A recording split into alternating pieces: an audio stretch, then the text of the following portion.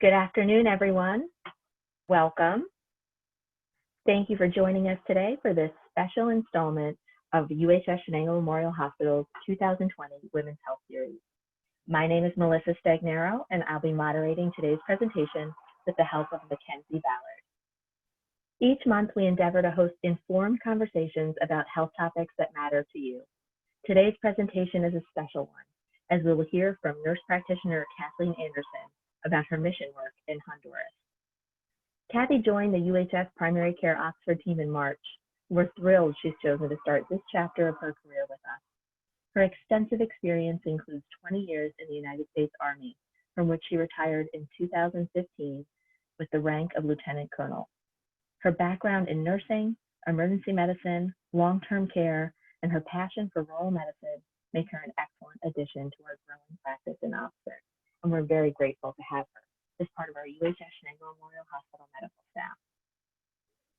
Through today's presentation, you'll have the chance to meet Kathy and hear about the incredible experience she had on a medical mission to Honduras before joining our team. Thank you, Kathy, for sharing this experience with us. Before we get started, just a few housekeeping reminders. We are recording today's presentation, and we ask that you stay muted throughout. We'll open it up for questions at the end. Until then, please feel free to use the chat to pose questions as well as to introduce yourself. Again, thank you so much for joining us today. And without further ado, Kathy, I'll turn it over to you. Thank you.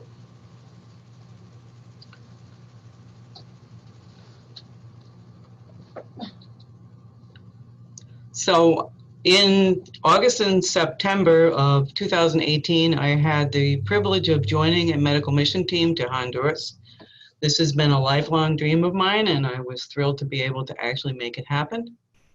The Carolina Honduras Health Foundation was founded in the early 1980s by Dr. Henry Gifford, with the support of numerous churches and other community organizations in the low country of the Carolinas. It has since spread to become a worldwide endeavor. This is where we were. If you take a look at this map, we flew from Atlanta into San Pedro Sula and then traveled overland on the Caribbean coast to La Cieba and on through Trujillo into Limon, as well as into the interior of the country. Had I been particularly brave, I would have joined a team that went on to that open space of the Caribbean coast where you can't see anything because there's nothing there.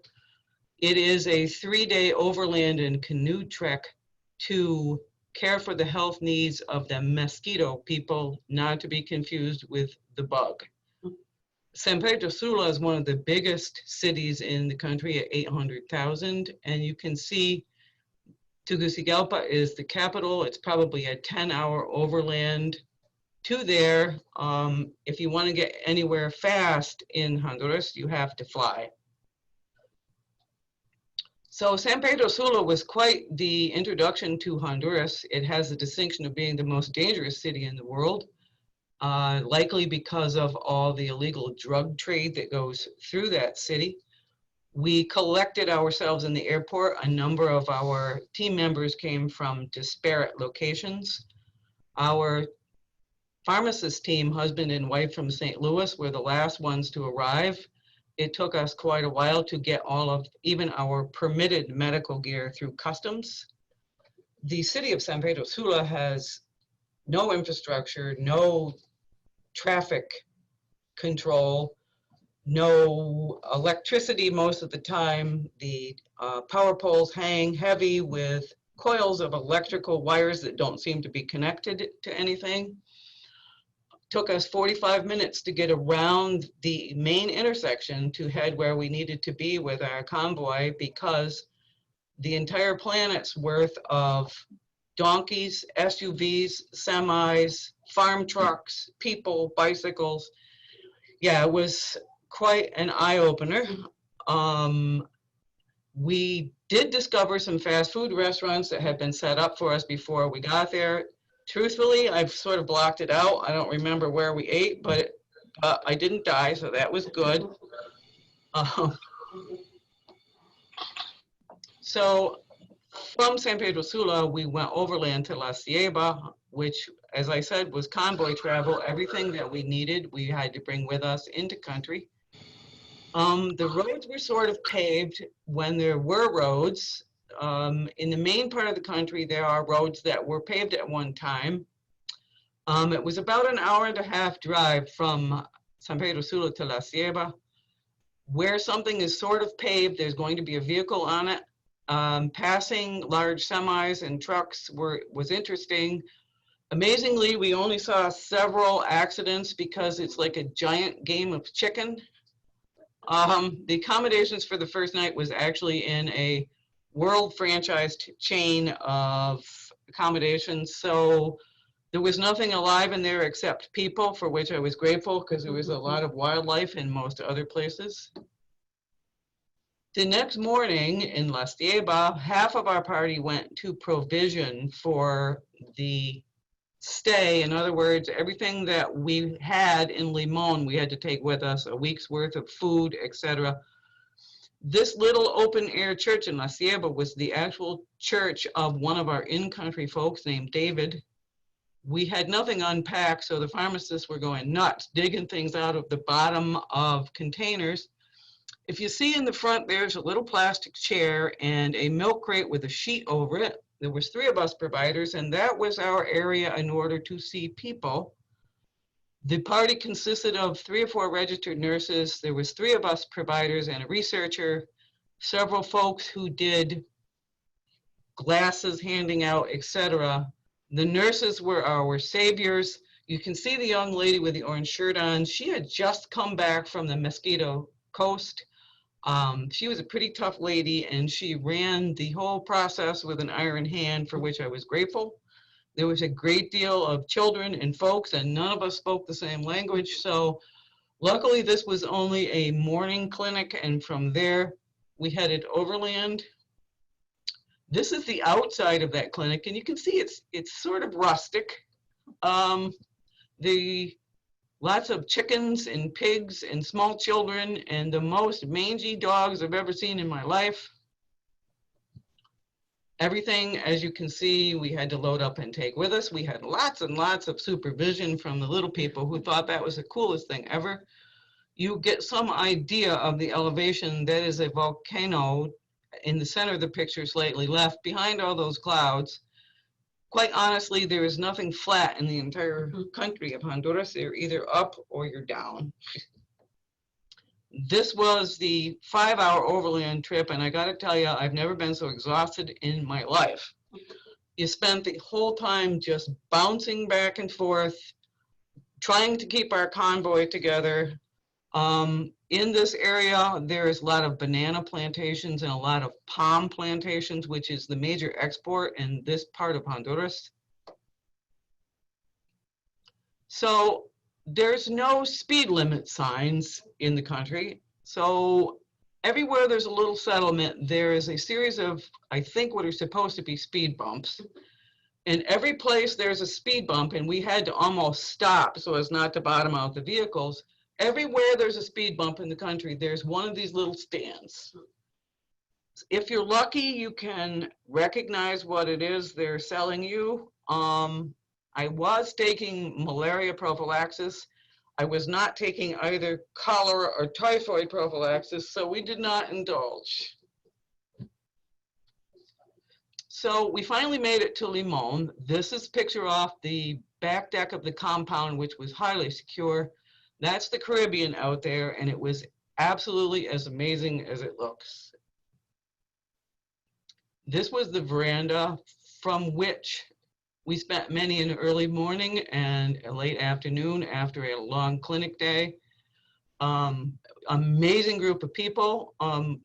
The providers consisted of myself, a retired GP from Augusta who was quite a slave driver in his way. We were out walking at 6:30 every morning, whether we liked it or not. And the other provider was an amazing nurse practitioner from the hills of West Virginia who had learned long ago to make do with very little. She was awesome. I learned a lot from her. So this was the living quarters in the top of the compound in Limon. We had a fairly small party of about 16 people, and add to that our in-country staff. There was some local ladies who cooked and cleaned for us. They produced 3 meals a day with the food that we brought in with us. Sometimes I'm not really sure what I ate, but it was delicious. This was downstairs in the clinic. This was one of the better equipped exam rooms. Having never been to this setting before, it was pretty interesting about what you had and what you didn't have. Mostly you didn't have. There was a loose association with the government hospitals in Limon, but they had less than we did. So they frequently sent patients looking for medications, etc. We bought all of the medications that we had in country with us. Many are donated, many are heavily supported by civic and religious organizations that allowed us to procure at cost those medications. This was my exam room. Now, you got 1 sheet a day unless you had a major accident, so you had to be careful with it.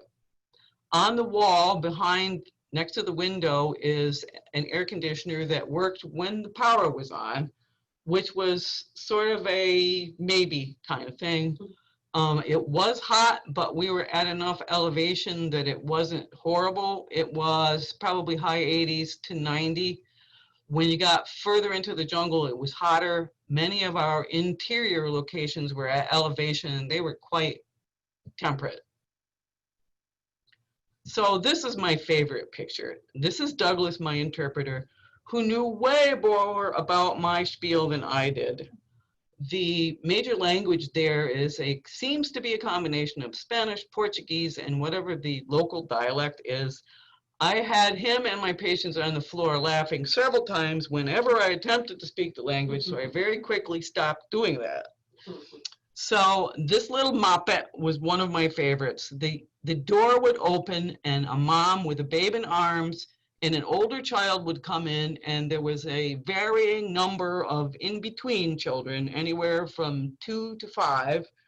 You could keep track of the mom and the baby and the oldest, but it took everybody's effort to keep straight who had been seen of the other little kids running around and who needed to be seen yet. You can see in the foreground, there's a fairly straightforward documentation system. That's it. That's all there was. We saw between collectively probably 150 patients a day. I routinely saw from 40 to 50 daily in this setting. So every morning, as I said, we were out and walking at 6:30 with the good doctor from Augusta. The blue building in the foreground is a school, and every morning at precisely 6:45, there would be a whole line of uniform dressed kiddos heading to school. You can see the well-paved roads as well. The means of transportation in rural Limon, which is in Colón province, is horseback, motorbike, or foot. Everybody more or less had a horse, and everybody turned them loose, and when you wanted your horse, you had to go find him. So I guess if you didn't find him, you didn't raise your horse that day. I'm not real sure.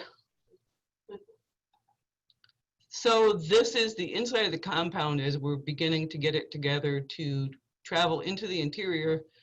Behind the white vehicle in the background is the local police station. Every morning they had a vehicle parked at the gate. The gates opened on the order of 6:30. People walked from everywhere to get into the waiting area, which is to the left of that vehicle, and they would sit there for hours and hours and hours. And then after they had been seen, they would sit for a couple of more hours while we filled whatever prescriptions we were able to fill. So this is the neighborhood. This is a local bar. So if you remember that veranda, we would sit out there in the evenings. This was to our right.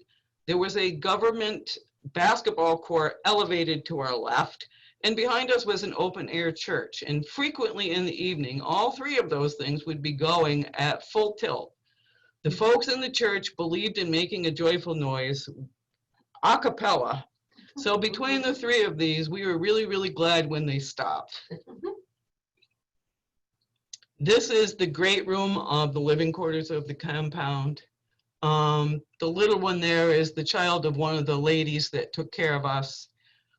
Great group of people. The lady in the background with a white shirt with the blue on it is the granddaughter of Dr. Henry Gibson. I was privileged to have her be the team lead for this. You may recall he was the guy who founded this whole endeavor back in the 1980s.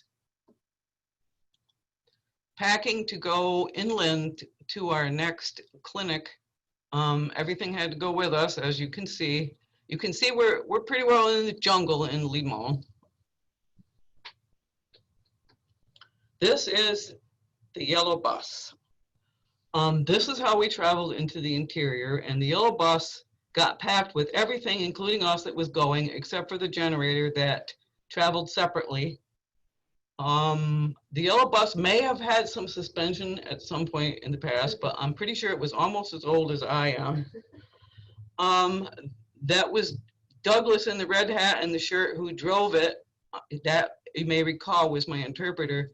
I'm not really sure exactly how we made it, but we did. This is the road to Icoteas. You can sort of see it there running along the base of the mountain. We were up at elevation at that point. Interestingly enough, we would have expected probably 100, 120 patients in Icoteas. Unfortunately, there had been a double homicide the day before, and people were afraid to travel and walk because the perpetrators were apparently still at large. It was unfortunate. So that over there is the waiting room, and the clinic is nearest to us. You can see it's rather secure. These two ladies were handing out glasses. Man, we handed out more glasses. Thank you to the Lions Club and all the other great organizations that supported us. The lady to the left came from New Mexico, and she could speak a little Spanish, which was a good thing. The generation system, which we had to bring with us, is sort of behind them. It was kind of cranky that day, so sometimes we had lights and air conditioning, and sometimes we didn't. They actually made a sweep through the building before we took occupancy for the day to remove the critters, most of which had no legs. Thank you very much. This little moppet was another one of my favorites. The kids were just the greatest kids ever. Everybody that came, it was not a Walmart moment. Everybody was spick and span in their Sunday best. They were just so thrilled that we were able to be there. We sent 16 to 19 teams per year in country. The last teams are in towards the second week of October. Then the rains start. The country is completely impassable until probably the middle of March.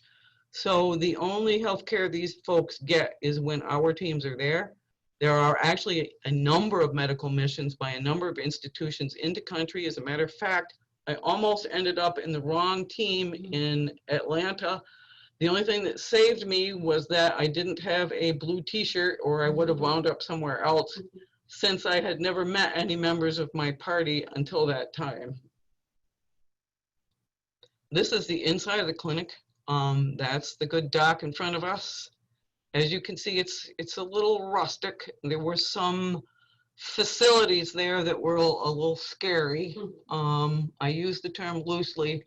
There was no lights in anything that looked like a laboratory, so you kind of took chances. You look first to make sure there were no scorpions or snakes or any other unwelcome guests.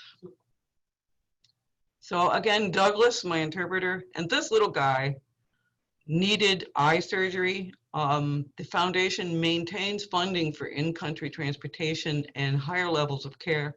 This little moppet had to go to Tegucigalpa for the surgery. I heard about 9 months later that it finally had happened and that it was successful. So, did I mention the roads are bad? These two young men, probably late teens, early 20s, are leaving their job at the banana plantation, and they easily outran us on this little horse as we traveled in the yellow bus.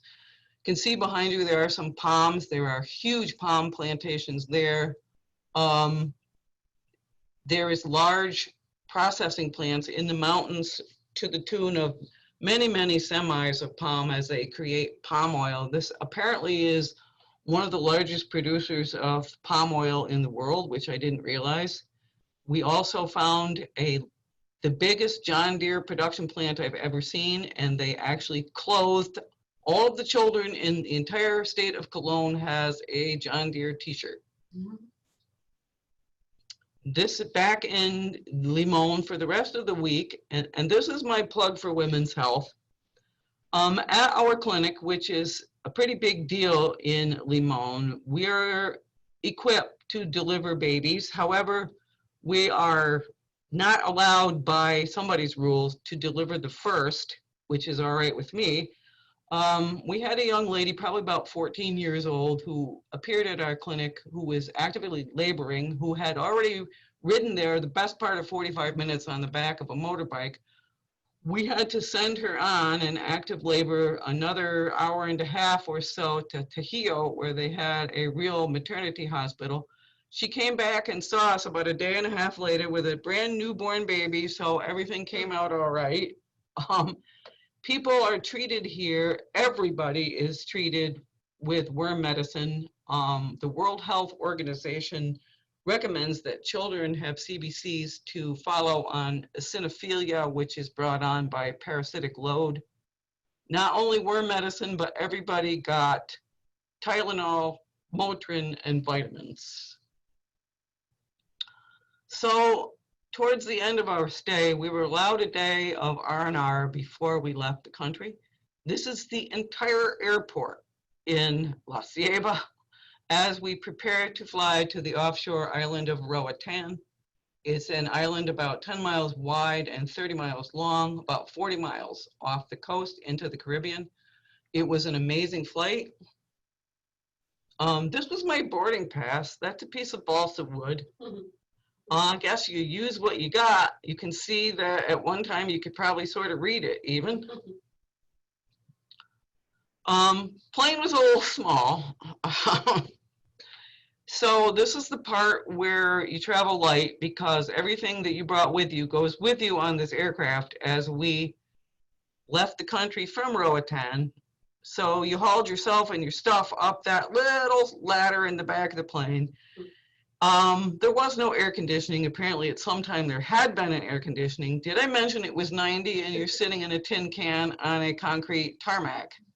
So after a while, a big fella comes through with a uniform shirt on. He says, "Hey, how y'all doing?" He's the co-pilot, followed a minute later by the pilots, and then they all got in the plane and we took off. We didn't fly very high, so we got to see a great deal of actually there's an active reef in that area, which was amazing.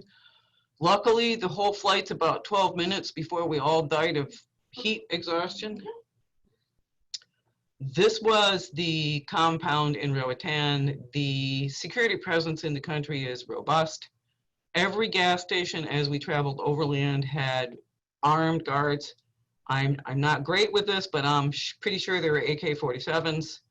Along the road from La Cieba to Limon, there were multiple paramilitary groups just stopping traffic randomly in the middle of the road. They left us alone as we were useful to them. I did not see any violence, but I'm pretty sure it was not too far under the surface. So the reef is out beyond the last of the piers there. We got a chance to do some snorkeling, which I've never done before. We got a chance to ride horses out in the warm ocean waters, which was pretty neat. We also got a chance to tour the island, and there is a Vessel of Mercy hospital there, supported by the Catholic Church that's been there for quite some while. We were very, very, very envious. They had several operating rooms that were up and running, as well as a number of other resources. Right on the other side of the hospital's compound, the villas for the really, really rich people were visible. There was an enormous dichotomy here between the haves and the have-nots. It is clearly a very poverty-stricken area, heavily dependent on any kind of medical care that we were able to provide. All in all, it was an amazing experience. And as soon as I'm able, I'm going to do it again. And I think that's the end. Yes. Oh. So, anybody have any questions? Kathy, thank you so much for sharing your experience with in Honduras with us. This has been fantastic. So many people who travel in Latin America and the Caribbean only see the tourist parts of these regions. So thank you for giving us this opportunity to see and learn more about the people of Honduras and yourself in the process.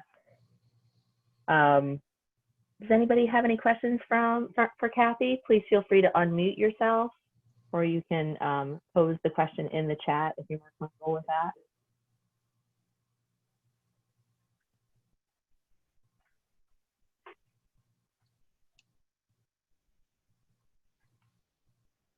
I'll ask the question if that's all right, Kathy.